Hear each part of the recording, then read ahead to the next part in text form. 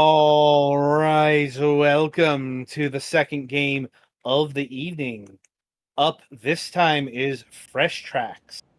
Jump, dodge, and light to the rhythm. Fight to the rhythm of the gods in this thrilling music action game on skis. Okay. Take on obstacles and menacing enemies as you ski further in the darkness that has befallen the snow-covered land of Norwin. Really sliding off the serial numbers there, guys. Yeah. Norwin. Anyway, so over to Petty for the review. Like, I really got nothing other than this is a weird combination of things. Honestly, it's a fairly weird game. Hmm. There's a lot of seemingly like Nordic influence here, obviously. But basically, if you know what Beat Saber is, it's that without the VR headset. I don't know if this has like PSVR compatibility, but it does at least work well on the PlayStation 5 without a VR. So That's good. It's basically a roguelike. That's the least surprising thing here. Yeah.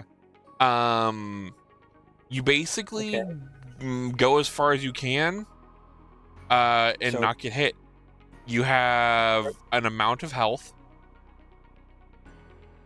And these like blue and white things I'm collecting, these are whispers. I can use them as currency during the run. The other blue, red, and white are meta progression currency. I do need to turn this down a little bit. Sorry, the game audio is a little loud. I don't know if these tracks are licensed. I don't think they are. And yeah, if you pause, they do give you the countdown timer to restart, which is nice. Not all rhythm games did that. I'm looking at you, Guitar Hero. At least some of the earlier ones didn't do that. And yeah, you pair up with some sort of kind of interpretation of a Nordic god. Right now I have one called Sogvar, and equipping either of them has different powers. Like, he gives you more stuff for, I believe, perfect like attacks on the beat.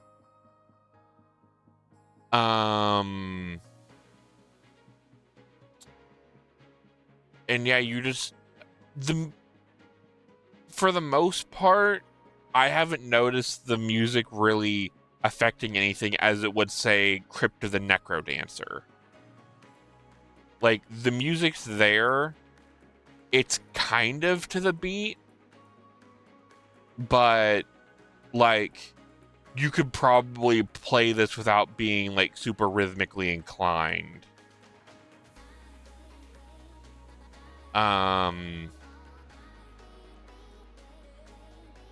The music,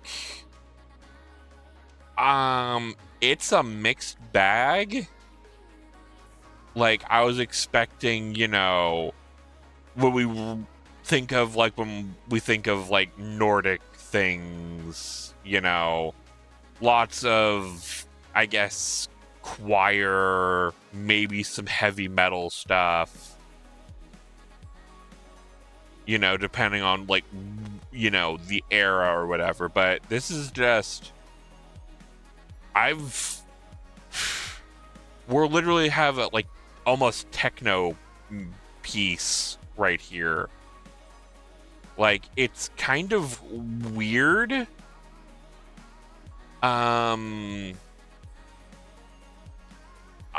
We might get some enemies at some point. There are some areas where there just aren't any enemies. You're just dodging the blocks. But yeah, you control your weapon with the right joystick. And sometimes enemies or like there's like spears or something in the ground where you can hit. And they have a direction you need to swing. Here's a one that I remember is a little more what people think of when they think of, like, I guess, metal and Vikings and stuff like that.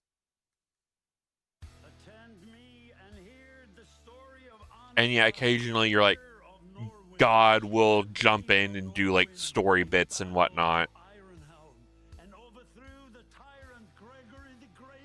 And like here you can, I have to swing at the correct direction for those to break.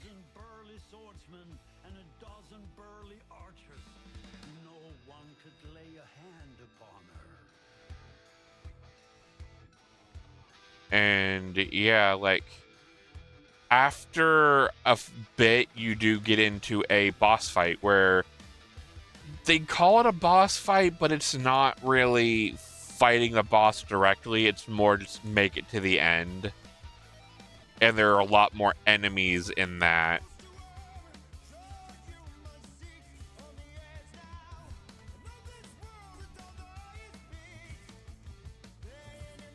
Sorry, I'm having a hard time. Yeah, This does look intense. What? This looks intense. It is. This is one of the hard songs. And like, if you have that bar at the bottom left full, it will do an ultimate. And for this weapon, it's a large heal, so that does help. And like for the crossbow bolters here, when the mark turns gold, you can swing your sword to knock the weapon back at them. So the general vibe I'm getting here is like Beat Saber combined with. Kinda, yeah. It's kind of like you put a theme pack on Beat Saber for Norse.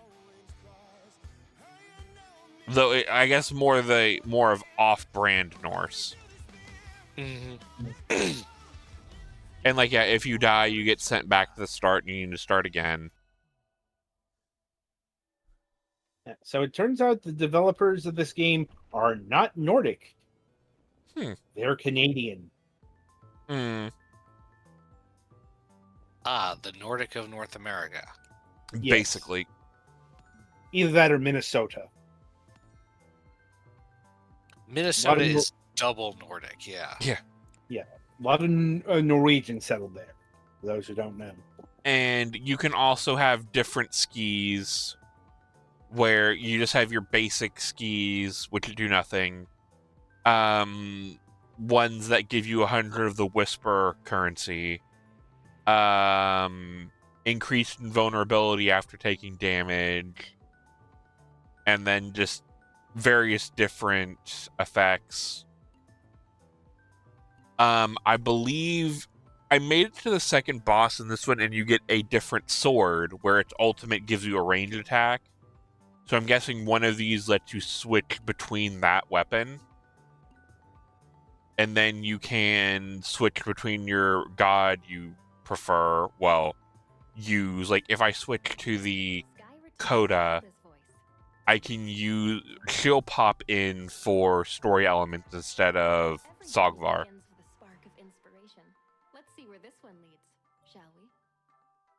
And then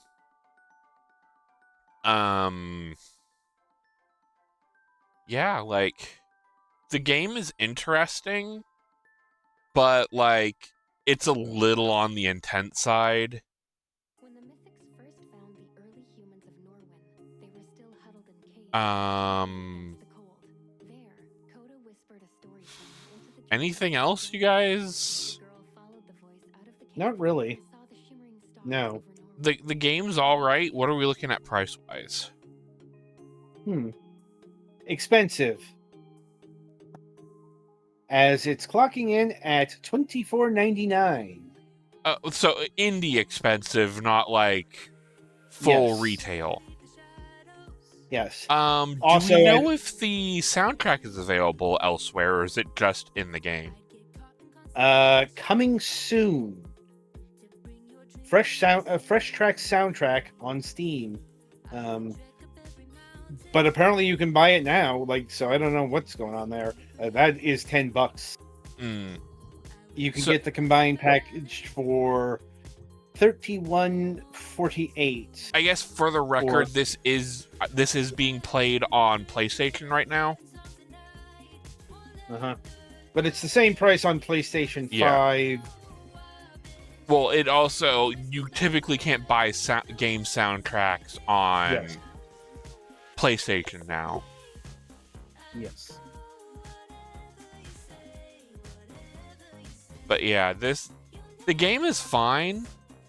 Just, it's hard to say tone down the difficulty when it's more of my own self getting distracted sometimes, you know? Right. You're currently going through the Let's Player's curse. Oh, right, yeah. Like, if I had a few weeks to hammer at this and didn't have to worry about anything else, I could probably get pretty decent like I used to be at Rock Band. Yeah.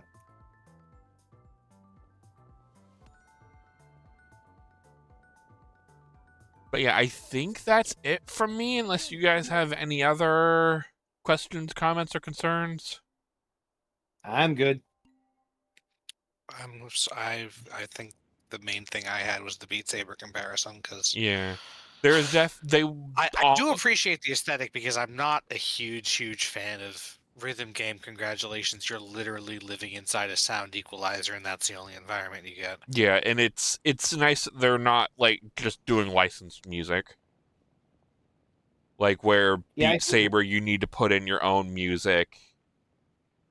Yeah, like I think the price kind of indicates that it's using its own music. Yeah. Like if this was like $10, like there was a game I had back in the day, Audio Surf, or Beat Hazard.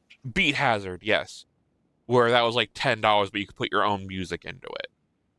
Yeah, believe it or not, there have been more Beat Hazard games. I knew of 2. I don't remember. Apparently, there is a Beat Hazard 3 out now. Huh. Nifty. Yeah. I suppose so. But that is not this game. This game is Fresh Tracks. But yeah, as far as playing it on the PlayStation 5, it's fine. It is a totally serviceable game. I didn't have any performance issues. I don't have any way to see what FPS it's running at, if that's like a concern for anybody. But at the same time, as for me personally, as long as it's consistent, I don't care. I don't know if this does anything with a PlayStation 5 Pro, because this is on a regular PlayStation 5 Slim. So I don't know if there are any graphical enhancements for that one would want to get this. This isn't something you'd want to buy a PlayStation 5 Pro for on its own. But like if you have one that does cooler stuff, cool. And what other systems is this available on, Adam? I presume. Let me see if it's on the Xbox One, because Xbox Series. Yeah, Xbox Series X. Yeah, Xbox Series X. No Mhm. Switch. That makes kind of sense with as much stuff as going on here. This might be a little much for the regular Switch. I could envision a Switch 2 port possibly, but we have not contacted the developers to know if that is actually happening or not. Mm, This is just speculation on my part. And honestly, something like this on the Switch would actually be kind of awesome, being able to swing the Joy-Cons like a sword, but that's just me. that also sounds tiring. It depends. It would also be a decent workout. Like if people can play, you know, um what's the one that people get the Oculus Rift for, the Beat Saber. Beat Saber, yes. If people can play that for 7 to 8 hours a day, you could at least, swaggle a Joy-Con for, an hour or two.